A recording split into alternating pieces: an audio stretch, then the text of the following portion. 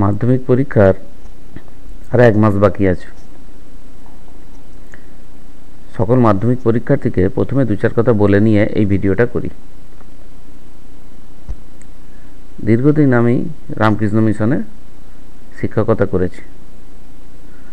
বর্তমানে আমার গ্রামের একটা স্কুলে শিক্ষকতা করছি। আমি তাই রামকৃষ্ণ মিশনের একটা কোশ্চেন আগে আমি অবজেক্টিভ প্রশ্নগুলো সলভ করে দিয়েছি। এই আসানসোল রামকৃষ্ণ মিশন হাই স্কুলের কোশ্চেনটা হাতে পেয়ে আবার অবজেক্টিভ প্রশ্নগুলো করতে ইচ্ছে করলো। বড় বড় প্রশ্ন সলভ করতে গেলে অনেক সময় লাগবে, আমি সেই সময় দিতে পারি না। যাই হোক, এই অবজেক্টিভ প্রশ্নগুলো সলভ করতে গিয়ে তোমাদের প্রথমে 2-4 কথা বলে নিই। অবজেক্টিভ প্রশ্ন যখন সলভ করবে প্রথমে জেনে রাখবে যে 1 নম্বরের কোশ্চেনগুলো সলভ করার জন্যে করে দেখাতে হয় না। সেখানেতে যত সহজে শর্টকাটে অঙ্কটা করতে পারবে তত ভালো। এখানে উত্তরটা লিখলেই তোমাকে ফুল মার্কস দিয়ে দেওয়া হয়। উত্তর কিভাবে লিখেছো, কোথায় করেছো, কিচ্ছু দেখা হয় না। আমার 13-14 বছরের খাতা দেখার অভিজ্ঞতা থেকেই বলছি। বোর্ডের খাতা দেখেছি এবং আমি দীর্ঘদিন রামকৃষ্ণ মিশনে শিক্ষকতা করে সেখানে হয়তো আমার কাছ থেকে হাজার হাজার ছেলে 100 পায় না, কিন্তু 100-র উপর ছেলে 100 পেয়েছে, এটুকু বলতেই পারি।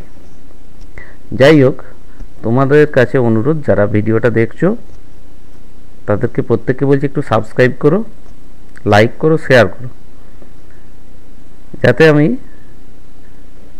আমার ব্যস্ততার মধ্যেও ভিডিওগুলো করতে উৎসাহিত হতে পারি।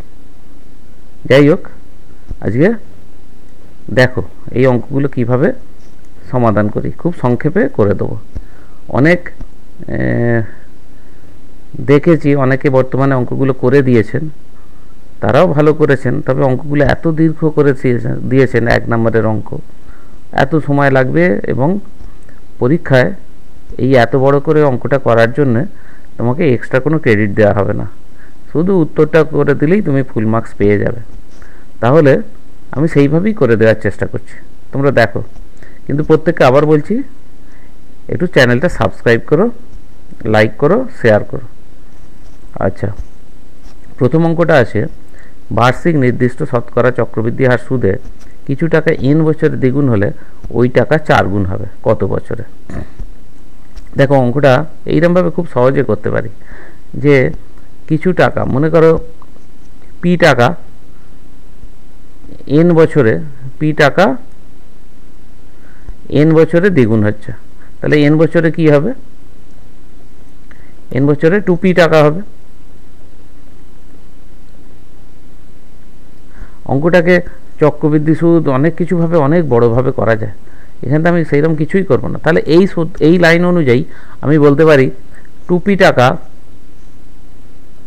আবার n বছরে, তাহলে এই যে 2 × 2p হবে, 2 × 2p টাকা বা 4p টাকা হবে। তাহলে আমাকে 4 গুণ উত্তর চেয়েছে, আমার 4p বেরিয়ে গেছে। তাহলে মোট ক বছর লাগলো? n + n, এটা যোগ করে দেবো 2n বছর। তাহলে শুধু আমি উত্তরটা লিখে দেবো যে একের যে 2n বছরে 4 গুণ হবে, এইটুকু লিখলেই তুমি নাম্বার পেয়ে যাবে। এই অংশটা রাফে ডান দিকে করে দেখাবে। আচ্ছা, এবারেতে পরেরটা দেখো, ax² + abcx + bc সমীকরণের একটি বীজ অপরটির অনন্যক হলে, এখানে 4টে সম্পর্ক দিয়েছে, কোন সম্পর্কটা হবে দেখা যাক। আচ্ছা, একটি বীজ অপরটির অনন্যক, ঠিক আছে। সমীকরণটা একবার লিখে নিই, ax² + abcx + bc, ax² + abcx + bc = 0। এটা 2-এর দাগেরটা। এর একটি বীজ আর একটির অনন্যক, তা বীজগুলো যদি আলফা হয় একটি বীজ, তাহলে আর একটা হবে 1/α।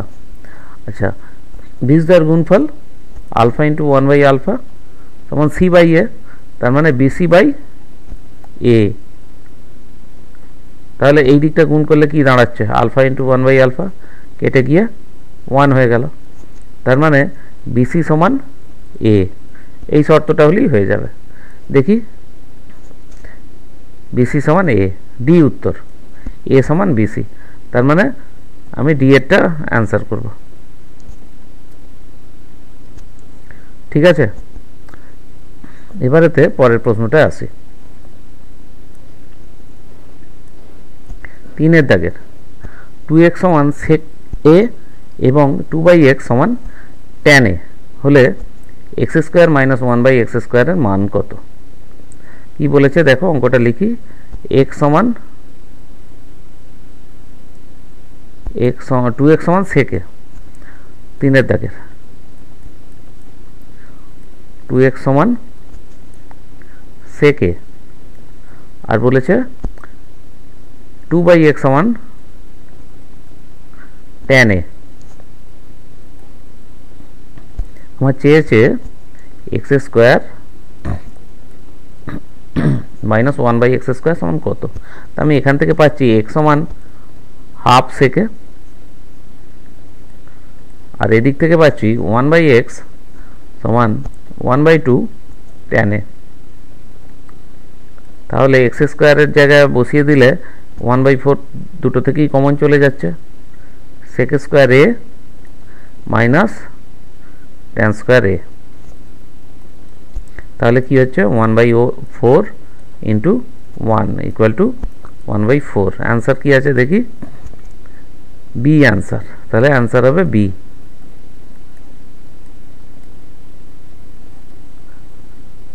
প্রত্যেকে বলছি যারা এখনো সাবস্ক্রাইব করো না, একটু সাবস্ক্রাইব করে দিও আর বন্ধুদের মাঝে শেয়ার করো। 4 দাগের 7 সেন্টিমিটার ব্যাসার্ধ বিশিষ্ট একটি নিরেট অর্ধগোলকের সমগ্র তলের ক্ষেত্রফল নির্ণয় করতে হবে। এখানে তো সব কিছু পাই দিয়েই দেওয়া আছে, তাহলে আমাকে পাই এর মান 22/7 বসাবো না। 7 সেন্টিমিটার ব্যাসার্ধ বিশিষ্ট একটি নিরেট অর্ধগোলকের ক্ষেত্রফল, তার নিরেট অর্ধগোলকের ক্ষেত্রফল কত হয়? 4 দাগের একটা নিরেট অর্ধগোলক 3πr²।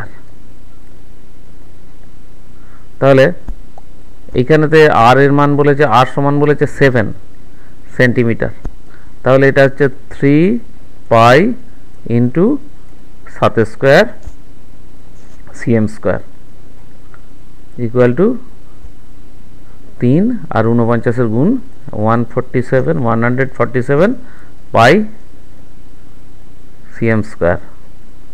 দেখি অ্যান্সার কি আছে, সি এরটা, এর অ্যান্সার হচ্ছে সি। অঙ্ক কখনো বড় করে 1 দাগের করতে যাবে না, প্রচুর সময় লেগে যাবে। আর এখানেতে এর জন্য কোনো আলাদা মার্কস নেই, শুধুমাত্র নির্দেশ থাকে উত্তরটা ঠিক হলেই নাম্বার দিয়ে দিতে। আচ্ছা, এবারে 5 দাগের দেখো। 5 দাগেরটা বলেছে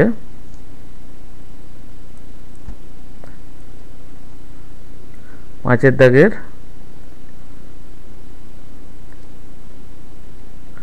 কিছু সংখ্যা দিয়ে দিয়েছে 30, 34, 35, 36, 37, 38, 39। 30, 34, 35, 36, 37, 38, 39। একবার দেখে নিই ঠিক তুললাম কিনা। হ্যাঁ, 35, 36, 37, 38, 39, 40 আছে। কতগুলো আছে? 1, 2, 3, 4, 5, 6, 7, 8, 8খানা আছে। বলেছে 35 না থাকলে মধ্যমা বৃদ্ধি পায়। আচ্ছা, যেহেতু 8খানা আছে তাহলে মধ্যমা কি হবে?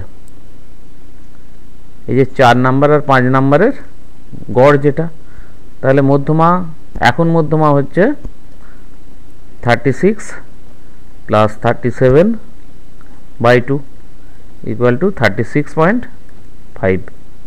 আচ্ছা, যদি এবারে কি বলেছে 35 না থাকলে, তাহলে 35 যদি না থাকে এই 35টাকে বাদ দিলাম। এখন কটা আছে? 1 2 3 4 5 6 7, 7খানা আছে। তাহলে এখন 7খানা থাকলে মাঝখানে কি আছে? এই যে এইটা আছে, এদিকে 3টে, এদিকে 3টে, তাহলে মাঝখানে এই 37 আছে। তাহলে দ্বিতীয় ক্ষেত্রে মধ্যমা কত হচ্ছে? না, মধ্যমা সমান, যেহেতু বিজোড় সংখ্যা আছে তাহলে 37, তাহলে মধ্যমা কত বৃদ্ধি পেল? বৃদ্ধি পেল 37 মাইনাস 36.5 ইকুয়াল টু 0.5। আচ্ছা, ডি অ্যান্সার। অ্যান্সার হচ্ছে ডি। 6 দাগেরটা দেখো, ওয়াই ভ্যারিজাস এক্স কিউব। তাহলে লিখি ওয়াই ভ্যারিজাস এক্স কিউব। আচ্ছা, ওয়াই সমান 21, ওয়াই সমান 21 যখন এক্স সমান 3, এক্স আর ওয়াই এর মধ্যে সম্পর্ক। তাহলে আমি লিখতে পারি ওয়াই সমান কে এক্স কিউব। এখানে কে একটি অশূন্য ভেদ ধ্রুবক। এটা যখন বড় প্রশ্ন থাকবে কে অশূন্য ভেদ ধ্রুবক কথাটা লিখবে, না হলে কিন্তু 1 নম্বর কেটে নেওয়ার নির্দেশ বোর্ডের। তাহলে মানটা বসিয়ে দিই 21 equal to K into 3 cube, or K equal to 21/27। 3 দিয়ে কাটো, 3 7 21, 3 9 27। তাহলে মানটা বসিয়ে দিই, ওয়াই সমান 7/9 x cube, or 9y equal to 7x cube. এইটাই হলো রিলেশন। কোন অ্যান্সারটা? সি। Answer C. অ্যান্সার হচ্ছে সি। ভিডিওটা এই অবধি রইল। তোমাদেরকে প্রত্যেককে আবার বলছি, একটু সাবস্ক্রাইব করো, লাইক করো, শেয়ার করো বন্ধুদের মাঝে। তাহলে আমি আমার সমস্ত ব্যস্ততার মধ্যে আবার নতুন করে ভিডিও তৈরি করার উৎসাহ পাবো। সমস্ত ভিডিওটা দেখার জন্য ধন্যবাদ জানাচ্ছি।